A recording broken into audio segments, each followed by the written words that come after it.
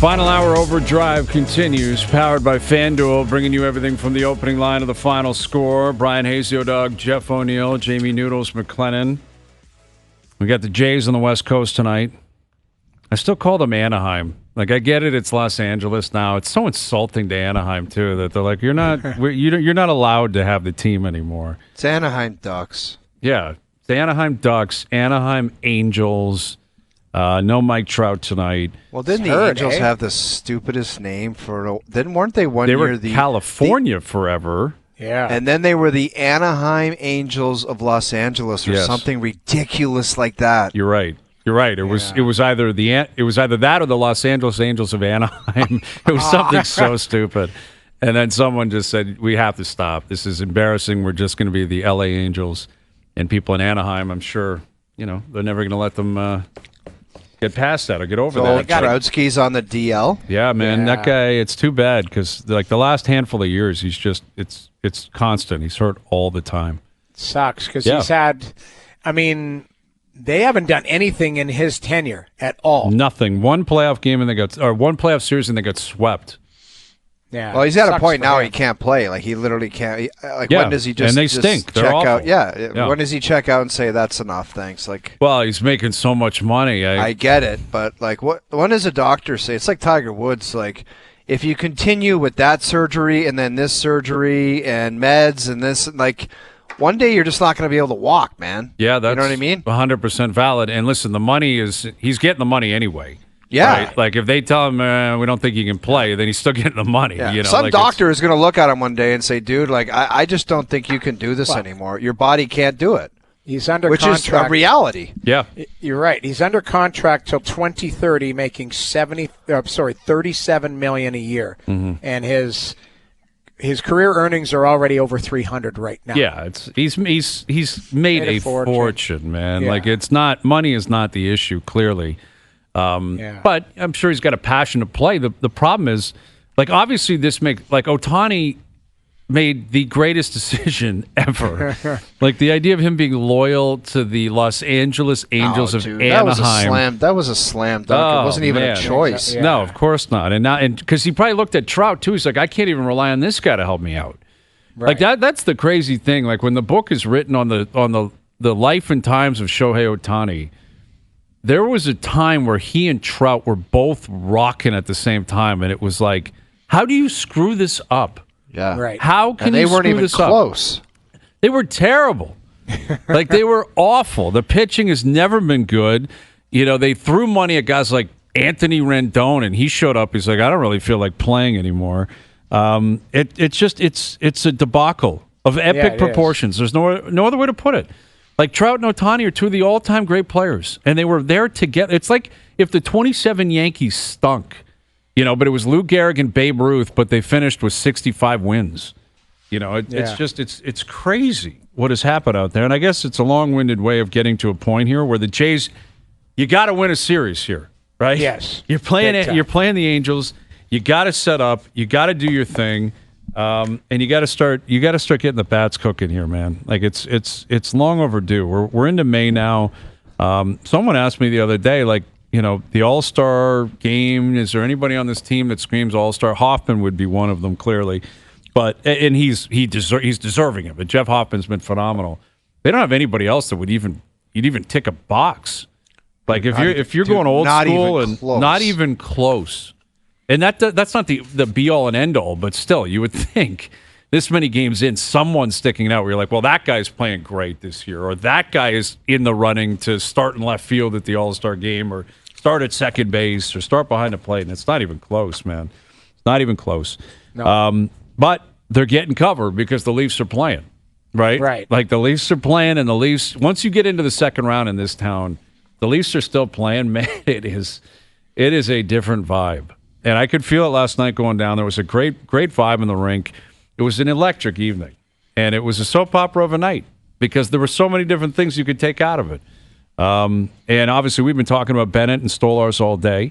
We'll get into that this hour. Craig MacTavish later in the hour. But we begin with our director of scouting here at TSN. Here's Craig Budd. How you doing, Craig?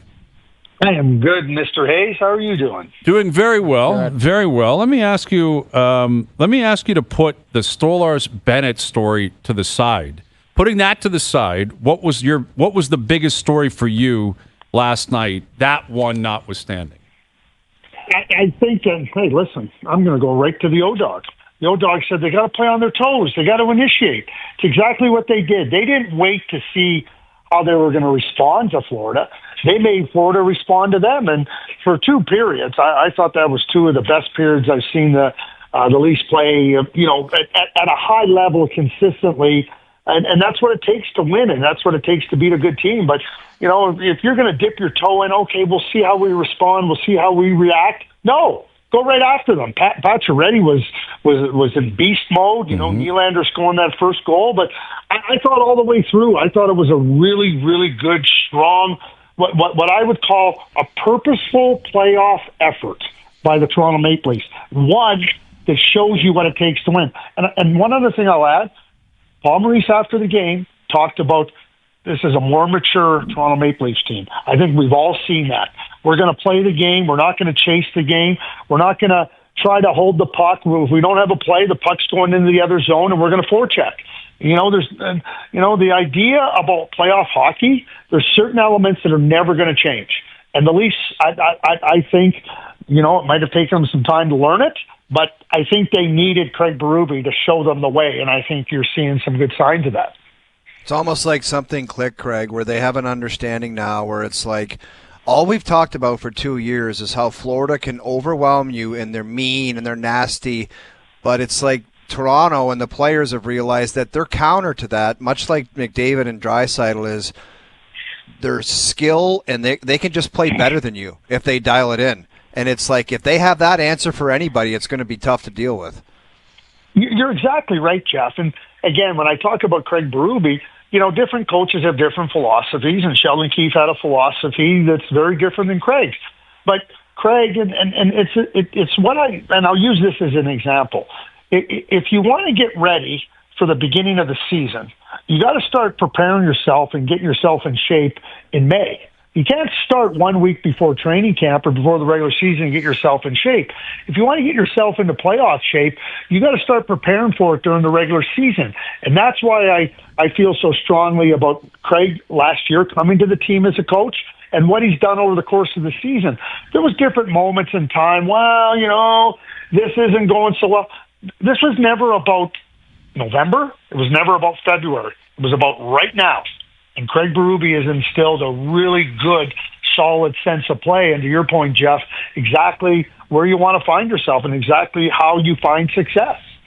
So, the elephant in the room, or Hayes went around it, but let's bring it back to the table. What are your thoughts on the collision, your thoughts on Anthony Stolarz, leaving and stretchered out, all of that type of stuff, the reaction, and just what you made of, we'll call it that circus? Yeah, I think, Jamie, I've never seen that with a player going over to the bench and then, being nauseous and vomiting. So right away there's some concern. We all know players have played with the flu and been sick, and you guys have seen it happen, and you understand that when you're sick. But I've never seen it under those because he'd come over 2 minutes before, 3 minutes before.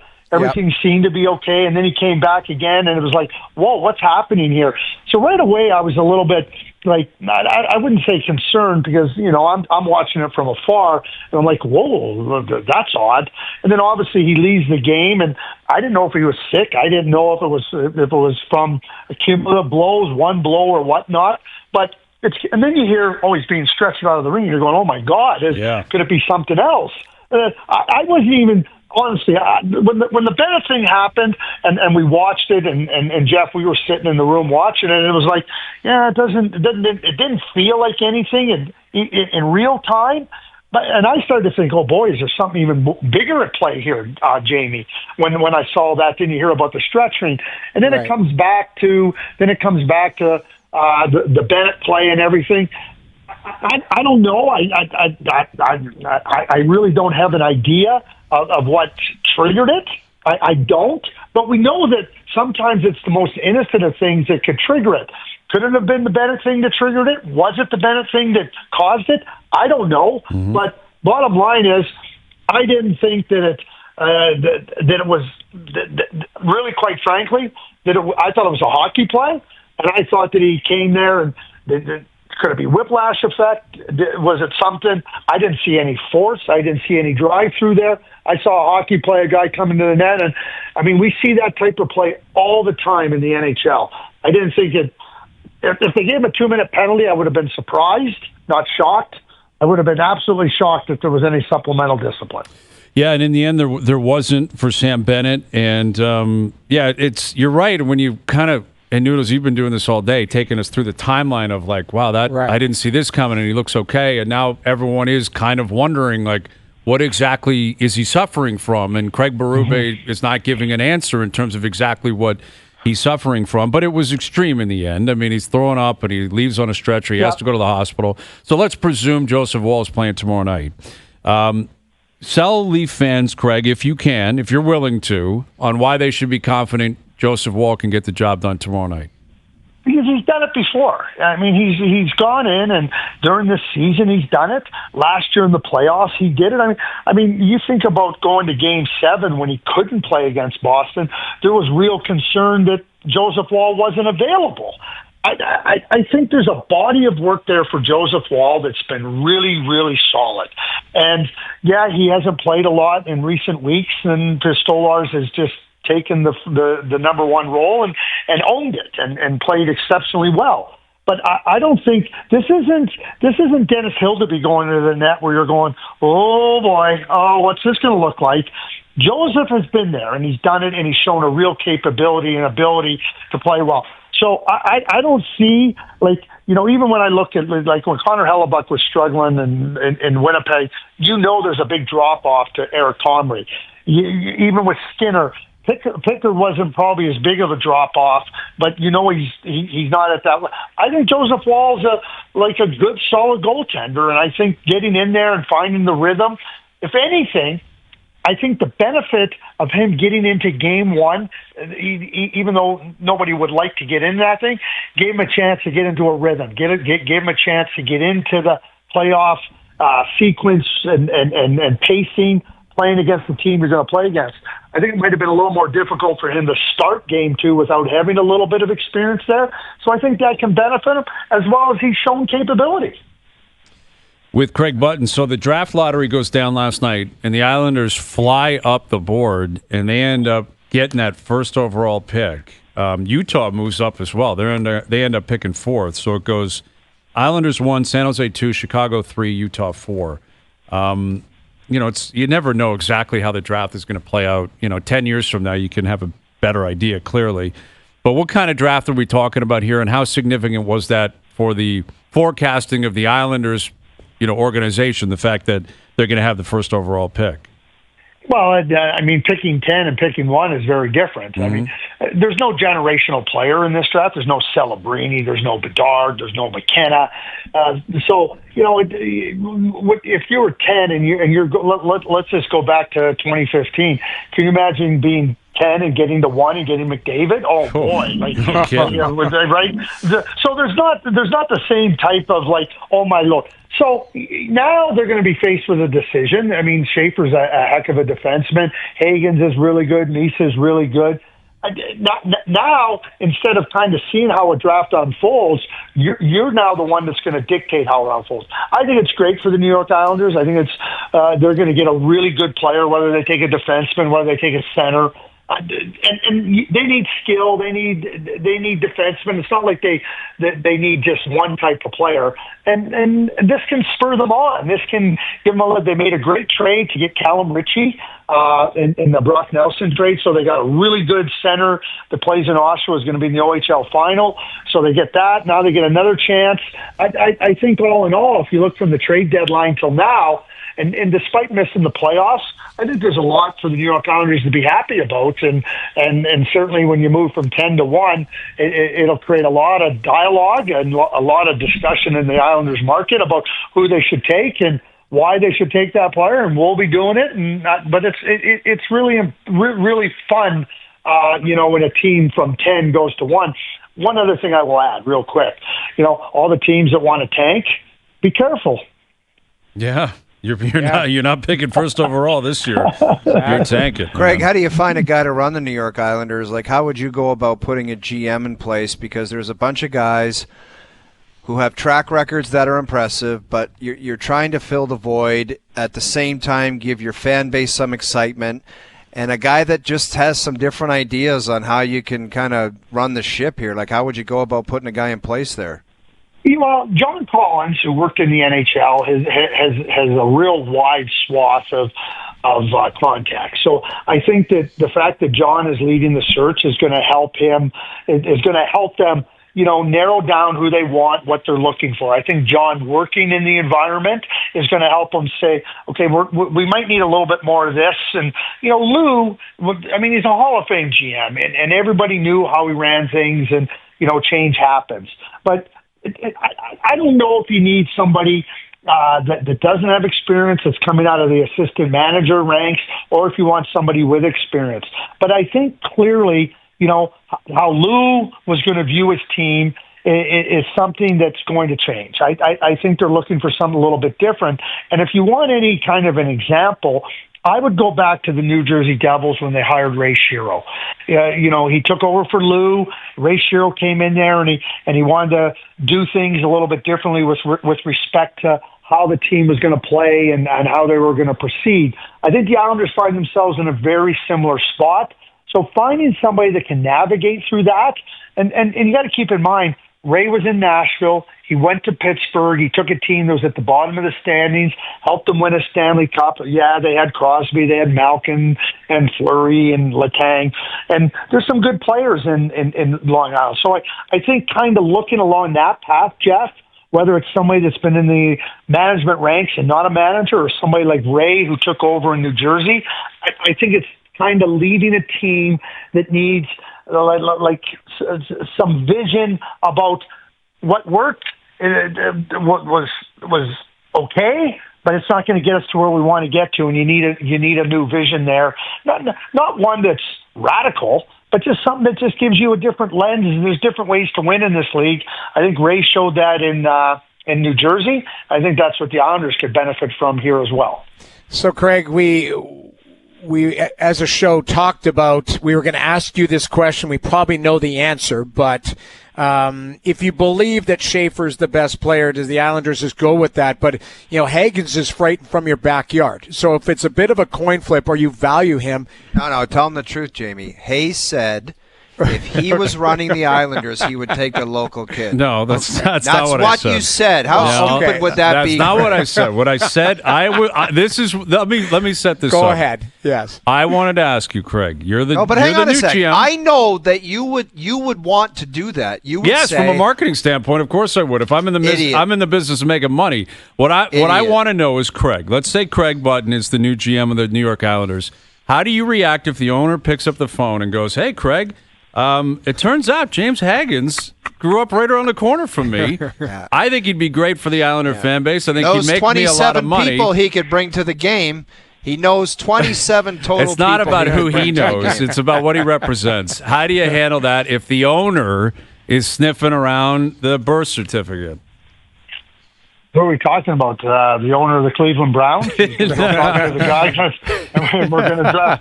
We're going to draft Johnny Football. Yeah. The guy in the corner told him you should draft Johnny Football. But they did it. They did it because the owner told them to do it. I know. And look where it got the Cleveland Browns. That's why I'm bringing it up.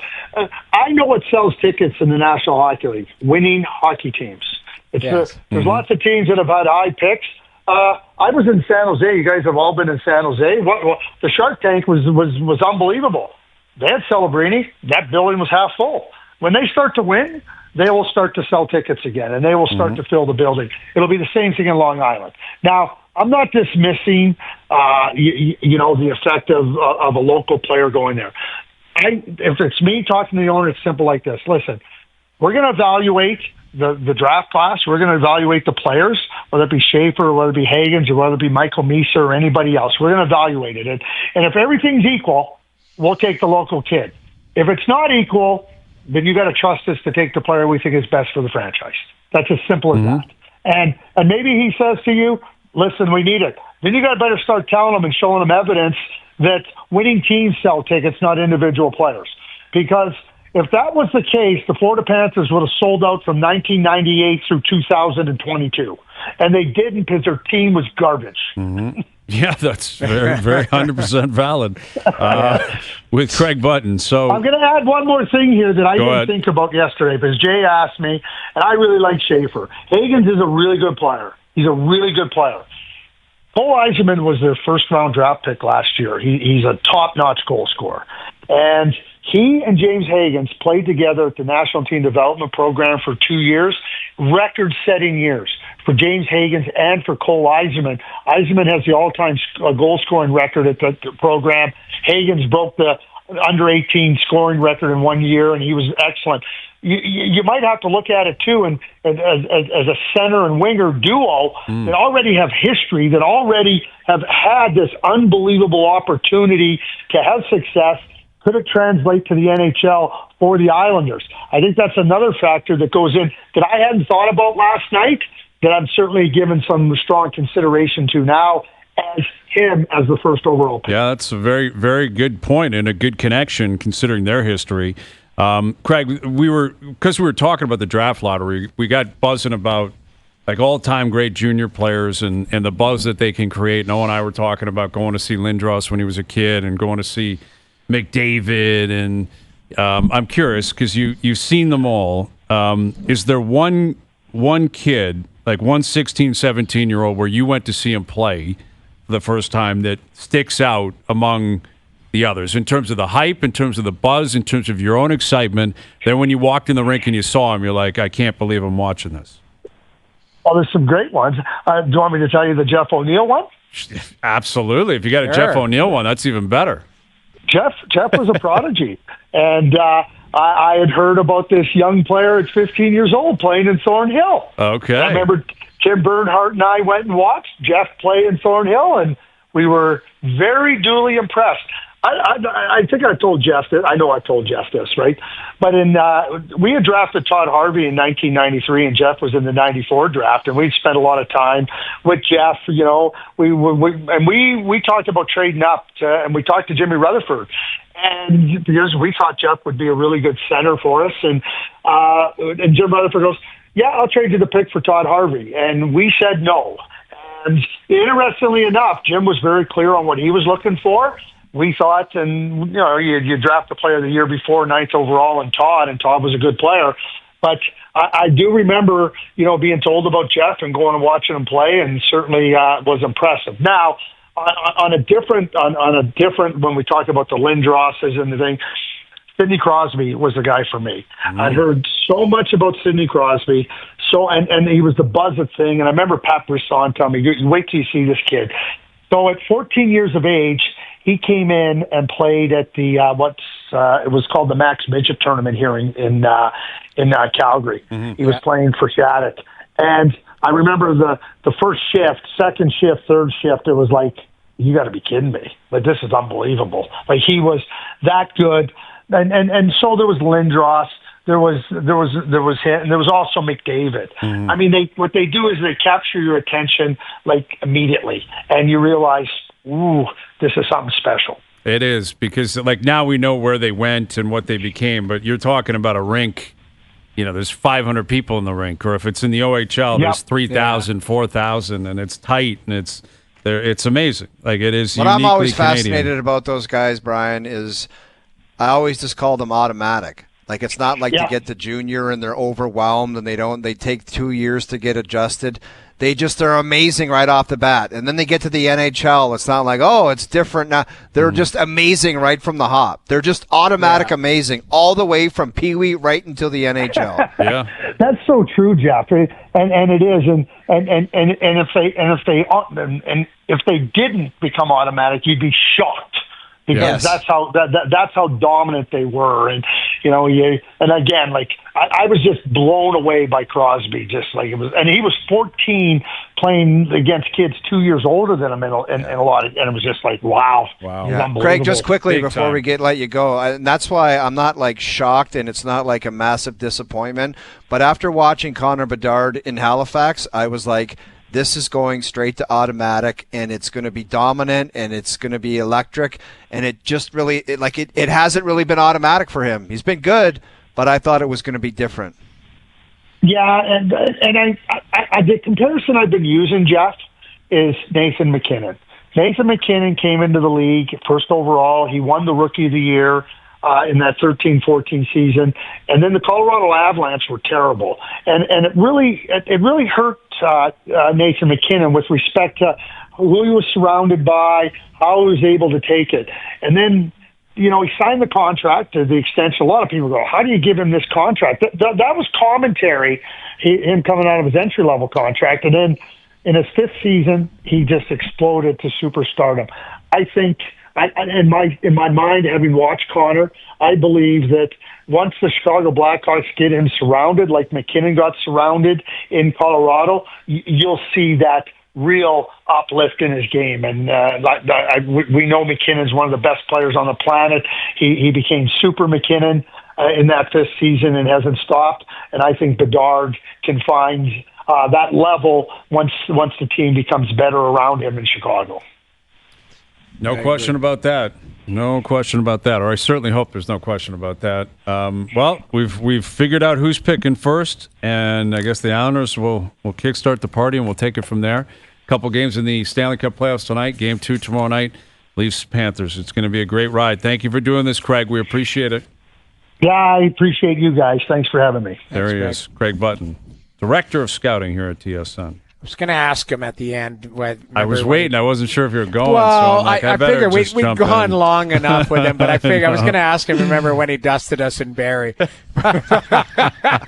That's when he was scouting, man. That's when he was there to watch players. Remember the look on his face when we walked in? He was like, these guys aren't in my world. Like, One of the most incredible moments of all time. Of all time. Yeah, I didn't want to bring it up, just No. in case it was a sore spot. Yeah, you never know. You never know. Anywho, Craig It was MacTavish. the old, those guys are my friends. Hey, there they are. Do you remember how excited we were, though? We're like, Craigie! I wish we had cameras in that room. It would be such a great clip to have. Craig MacTavish will join us. The Oilers are starting up tonight. His take on that. Listen, Craig would play on the edge a little bit in his day. He would play on the edge. Sam Bennett like at times. So we'll get into that and spin you around the NHL with Craig. Also, our best bets later in the hour. Overdrive continues. TSN 1050 and on TSN 2. All right, best bets later in the hour. We got the Jays on the West Coast playing the Angels tonight. We got 2 games in the Stanley Cup playoffs. We got the Warriors in Minnesota. Road teams rocking early in the NBA's second round. So we'll get to that a little bit later in the hour. We got game 2 of the Leafs and the Panthers tomorrow.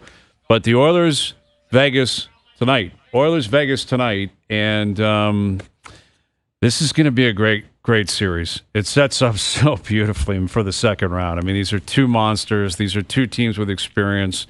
It felt like a collision for the most part all year. And we've got the collision, and it starts in Vegas tonight. To tee it up, to chat about everything that's going on around the NHL, we're joined now by longtime NHLer, former player, former coach, longtime Oiler.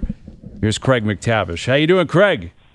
Oh, I'm doing great. Thank you. How are you guys? O-Dog and Noodles and Hazer. You guys are all good? Yeah, we're doing great, man. You're not wearing down yet? Not quite. Mac T, we just want to ask you, do you ever just watch old clips of yourself and say, how am I alive after playing that long with no helmet?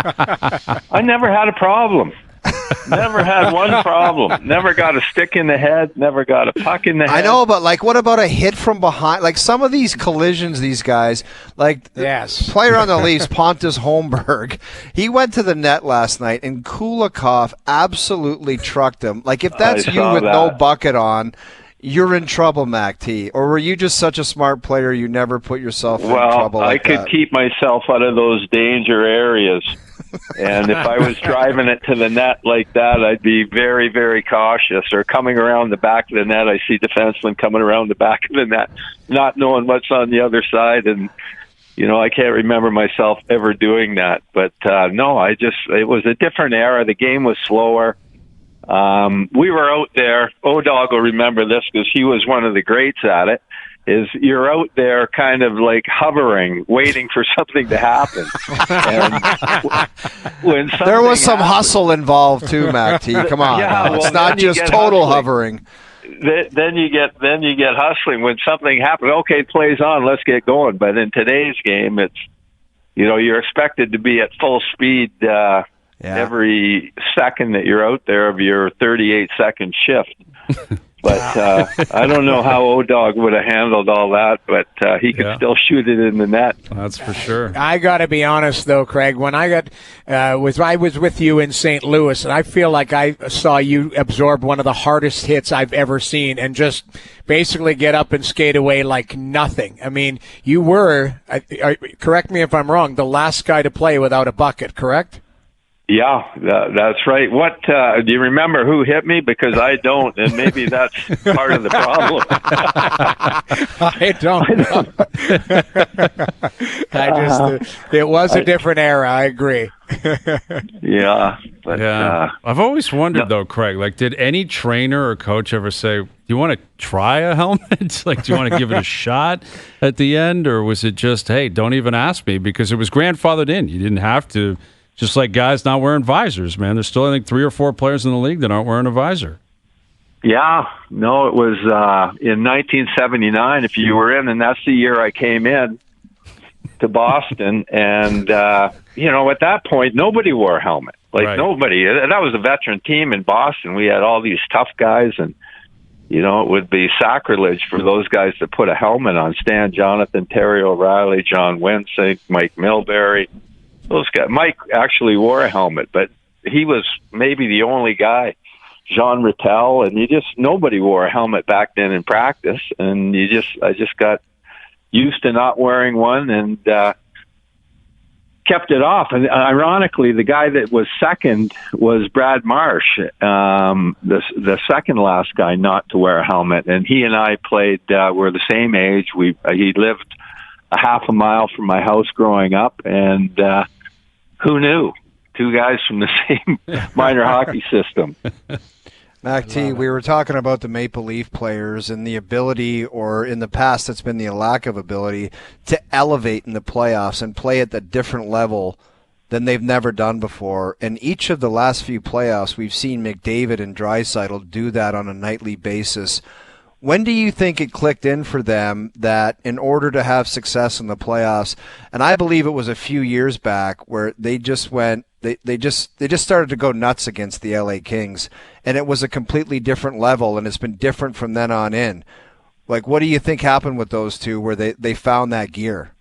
Well, experience and the realization, I think the simple realization that being a superstar in this league is exhausting. Mm-hmm. And we're counting on them every night to drive the bus.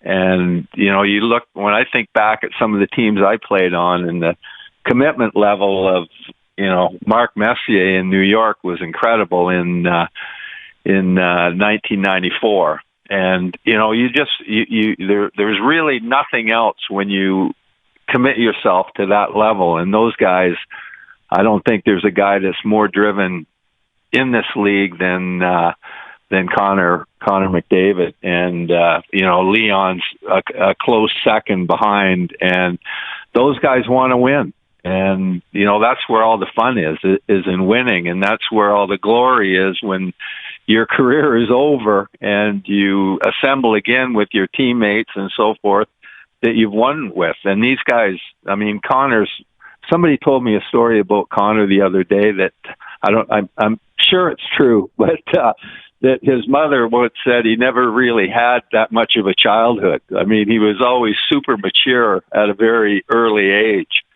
and he's always had, an intense focus. And lately, we've seen shots of him, getting caught having some fun during the games, which normally you didn't see too much from him, but he's enjoying the process. And for anybody that saw how affected he was last year when the Oilers didn't win Game 7, you know what the drive factor is.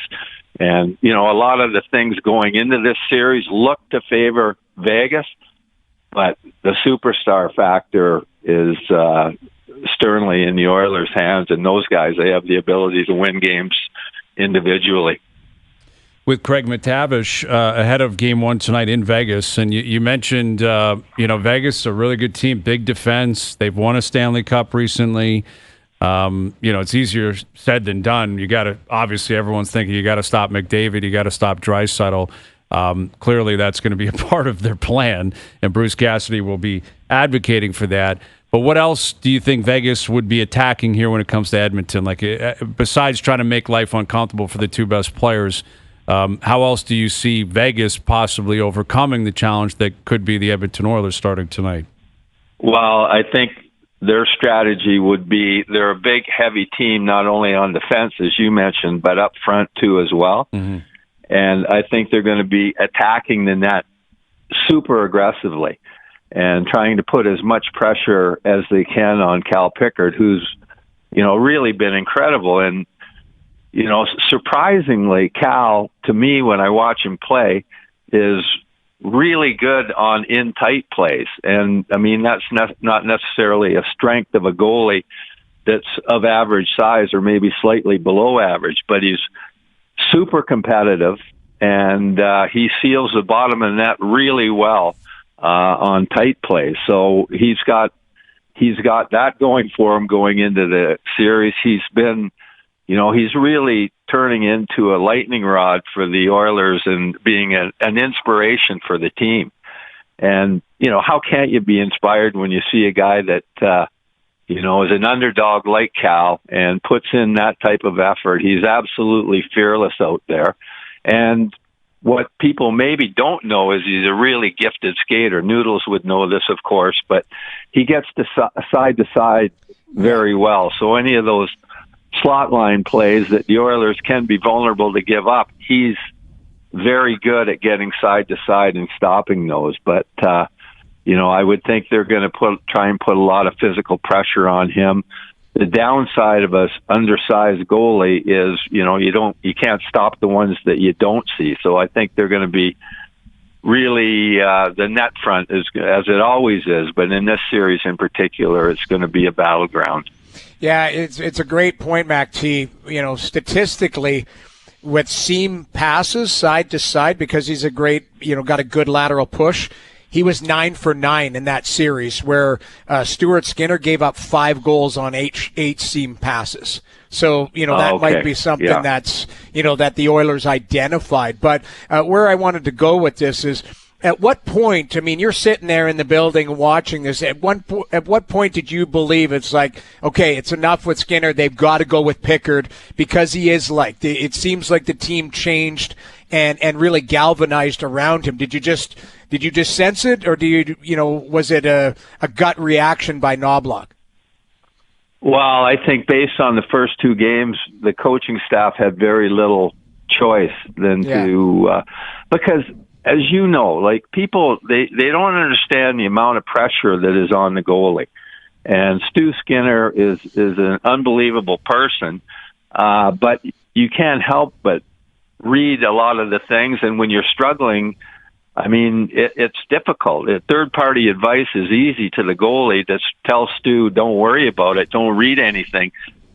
But, when it's your name being bandied about, and, he's a good guy. He's feeling somewhat responsible for the situation the Oilers were in. And then, your confidence starts to go. And when that happens, it's time to let somebody else in the net, have the goalie coach step up and work with Stu. And I think if Cal Pickard does struggle at times in this series, Stu will be much more mentally ready to step in there and do the job. But it's a lot of pressure, and it's really the only position on the team where you're vulnerable to choke. I mean, playing, everything's so spontaneous, you're just reacting. But goaltending, more contrived motions, side to side. I mean, when your confidence goes, I can't help but think you're seeing 2 or 3 pucks coming to you, and it's a difficult position to play. And there's so much focus here in a smaller market team in Edmonton on not only the team but the goaltending. Mac, what's the wild ride like watching that deep pairing of Nurse and Bouchard? Our host here, Bryan Hayes, is fascinated with these guys. Every time they step on the ice, there's some excitement going on. Like, what is that roller coaster like with those guys? Because they can make things happen all over the ice. Well, I mean, you've got to take the good with the bad, and they both have a lot of good and a lot of things that they add. And Darnell's had a really good year this year. I mean, he's playing at a much higher level than he has at any previous point. Bouchard, I mean, games 3 and 4 where he I mean, he was under a lot of heat too after games 1 and 2, and then he comes out and pretty much single-handedly turns the series around with 2 goals in game 3 and 2 goals in game 4. He made that unbelievable check on Byfield when, I mean, you got to get that puck out into the neutral zone. Yes. I think we saw it in the St. Louis game 2 when Buchnevich took the shot on the empty net. And one thing that playoff hockey does is it teaches you that the hockey gods punish stupidity and selfishness mercilessly. Oh, yeah. And when you don't get that thing out, and you're thinking whether he was or not, I mean, it's hard to say, but if he was thinking to chip it by and hang on to it and try and get an empty netter, I mean, that comes back to get you. And that's part of the experience that you get when you play a number of games in the playoffs. Absolutely. Well, it's go time starting tonight. Game 1 in Vegas. We've got Game 1 Washington playing Carolina tonight into the second round. It's a great time of year to talk hockey. It's been great catching up with you. We appreciate you doing this, Craig. Thank you. You too. Pleasure, guys. You got Keep the enthusiasm high. That's our plan. Talk to you Always later. is. Thanks for doing this. There he is, Craig MacTavish, who snuck in before the grandfathering of helmets. I love how he goes. I got in 79 just under the wire and then wore no helmet for 18 years. Imagine like a doctor nowadays if a guy just wheeled in and said, I'm going no bucket. Yeah. What the reaction would be like. Oh, actually, I'm allowed because 18 years ago I played and guys didn't wear helmets. Crazy. So I don't wear a helmet now. But yeah, man, what a career! Like you're obviously 4-time Stanley Cup winner, 3 times in Edmonton. Then he won with the Rangers in '94. Yeah. Man, that would have been a party in New York, man. Oh, those guys. Man, that would have been a scene riding with Messier in '94 in New York. Well, he rode with Gretzky and them. Yes, you know what I mean? Like he had a great time. Like playing with him in St. Louis, he's such a funny guy. You know, the only thing that stands out when you think of Mac T, we didn't ask him about it. Remember when he ripped the mascot's tongue off? That's right. I was in that game. It was January 20th of 2003. I just looked it up. Like it was Battle of Alberta, and Harvey the Hound was harassing him, and he ripped the tongue off. Oh man, yeah, that was a wild moment. That was a great moment, one I greatly appreciate.